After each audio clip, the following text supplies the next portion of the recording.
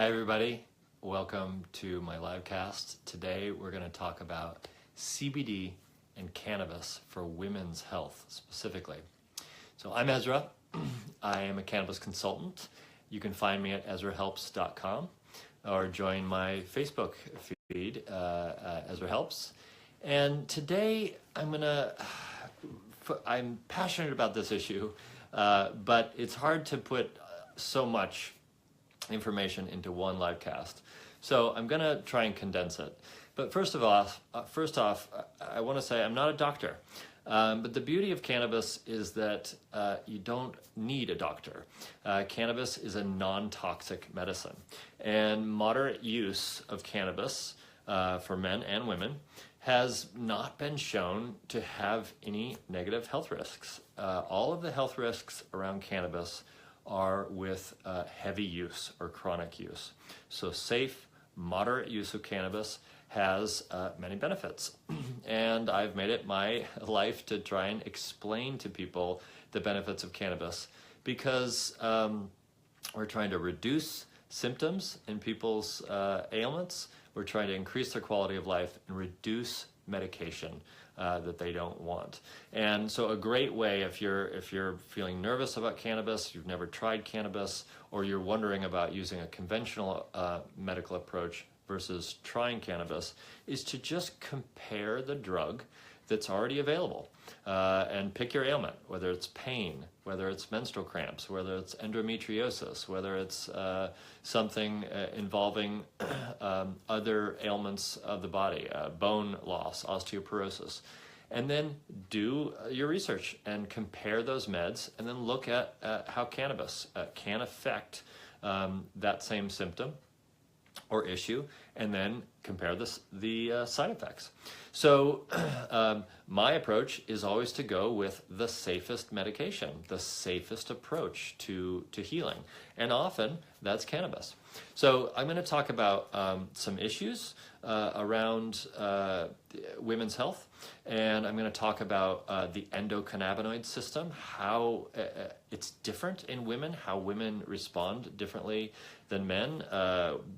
Women have a uterus, men don't. This is a major difference. So we're going to talk about how the endocannabinoid system affects that. And then also I'm going to talk about bone health. A lot of my clients are either into menopause or post-menopausal.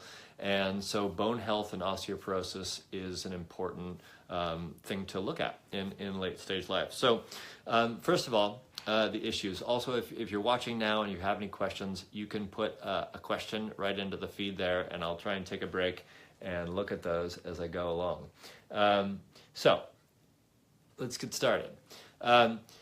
First of all, studies have shown that there is a much higher prevalence among women of cancer and cancer pain, neuropathic pain, musculoskeletal pain, IBS, that's irritable bowel syndrome, and the pain associated with that, as well as menstrual pain. So if we're comparing men and women, pain and many issues associated with that are much higher in women. So that means that there's going to be more pain meds taken. And I believe that science is really important. Medical knowledge that's empirical is really important. But I also believe in an empathic approach to care. We need to actually show empathy and utilize some of the other traditional medicinal approaches to medicine that may not be as scientific, but are just as important. One of these aspects is in Chinese medicine, we say yin, which is the more feminine side of things. It's nurturing, it's providing a safe, calm, comfortable space. This is what I try to do in my practice to try and really make people feel comfortable in their space. It's my home office, so it's my comfortable home. And we also need to have dispensaries that are providing cannabis that are bringing women into their dispensary, making them feel comfortable, and teaching them, educating them about the medicinal aspects of cannabis, and less about just smoking pot. So when we understand how to use cannabis medicinally, we will have much more benefit in the communities. I think that's important. So I'm going to go into the ECS, the endocannabinoid system. This is a system in the body that is our largest cell feedback system that was not discovered until the 1990s, when we started looking into what cannabis does in the body.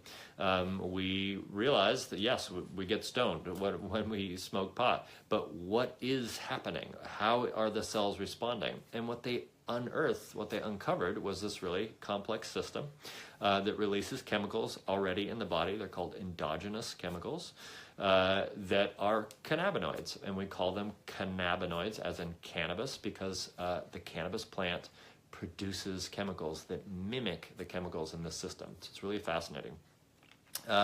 And where they are most concentrated in humans is the uterus in women. So anandamide is the chemical that is equivalent to THC. THC gets you high, and anandamide is our endogenous chemical that we produce, and it's very active at certain times during the menstrual cycle. So during ovulation, when we need to be fertile and women need to be fertile and producing the egg, anandamide goes down. And when the menstrual cycle happens, when the period is and the uterus is sloughing off old cells and pain is caused, anandamide is way up. So very basically, this is often why women respond really well to taking THC into their system during period cramps, because it helps with the pain. We have so many receptors for anandamide and therefore THC in the uterus that it can aid with pain. But this also means, cannabis is a regulator, cannabinoids are regulators, and so they can regulate up or regulate down. And a fascinating study was done on mice where they injected extremely high doses of THC into the mouse and caused termination of the pregnancy. So what this means is anandamide, when anandamide levels are extremely high, it can terminate. It can stop the pregnancy because it's initiating the sloughing off of cells. So this is another conservative reminder that older women can benefit. Women who've already had children, women who are not worried about fertility, can benefit from bringing anandamide or THC, cannabis, into their system, because it can help with that pain during the cycle. And cannabinoids are also involved in regulating hormones. And hormones are involved in affecting pain throughout women's bodies. So there's a huge regulatory and balancing act that's happening in the system all the time, and cannabinoids seek to bring that into balance. Now, another major issue women can have in their body is endometriosis. So this is a disease where tissue in the uterus that's supposed to be on the inside of the uterus actually forms on the outside. It can be very painful. It's essentially tumors on the uterus. And cannabinoids have been shown to reduce tumors and to decrease pain.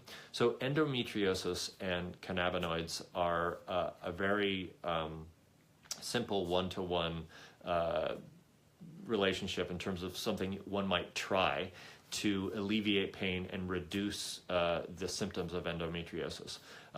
Evidence shows that the ECS, the endocannabinoid system, is very active in terms of regulating endometriosis.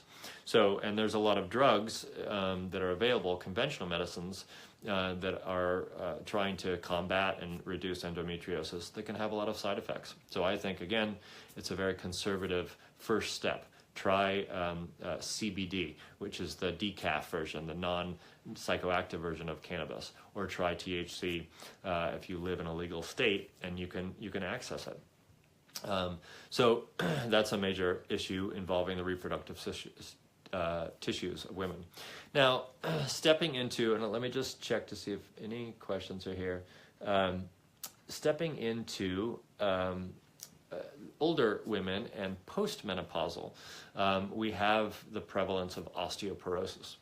So what they found is activation of CB2. This is activation of the receptors that receive CBD can increase bone density and slow bone loss.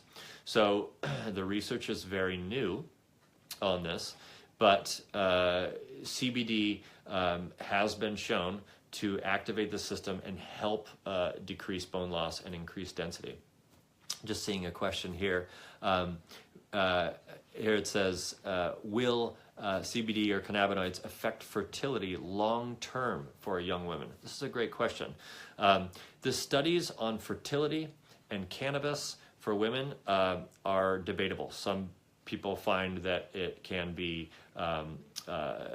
more dangerous. There's studies that show that excessive cannabis use can reduce fertility.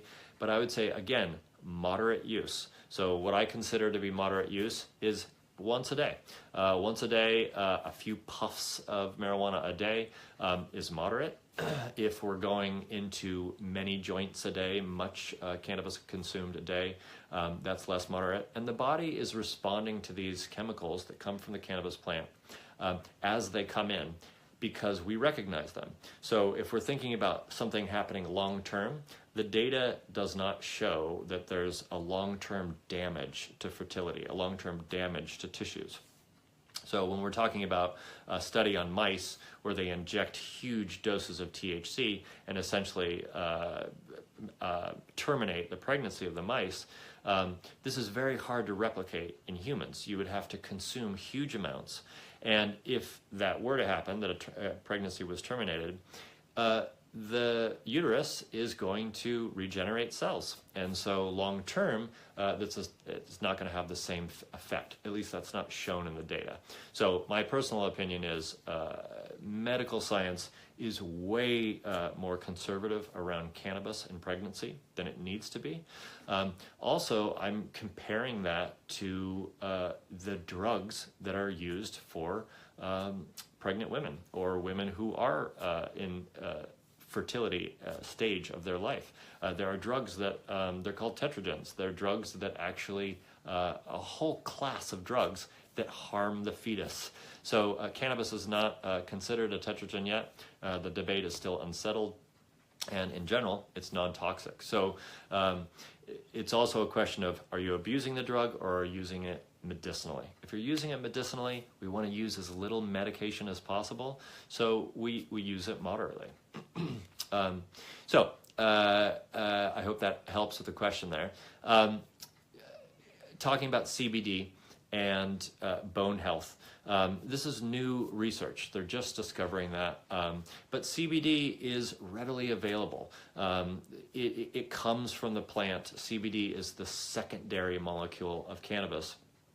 And I think if women and men as well, but if women are dealing with issues like osteoporosis, endometriosis, period cramps, and other hormonal imbalances, especially postmenopausal, that cannabis is a non-toxic, conservative first step in addressing symptoms before going into medications that are more harsh. So the first conservative step is CBD, cannabidiol. It comes from hemp. Hemp is just another word for cannabis.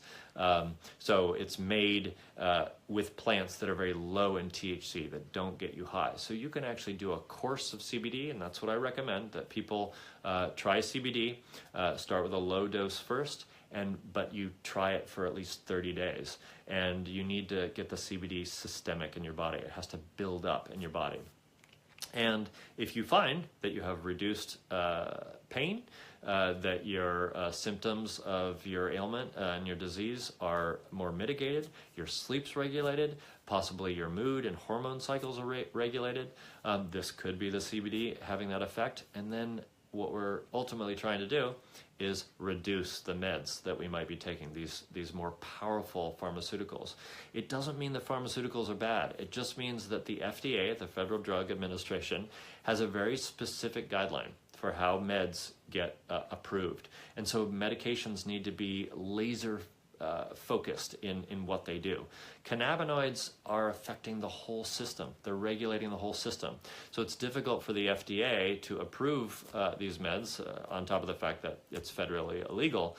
But even CBD-based medications have not been readily produced because we're still trying to figure out why it has one effect for some people and other effects for other people. That's what I do. I just try to help people understand how to use CBD.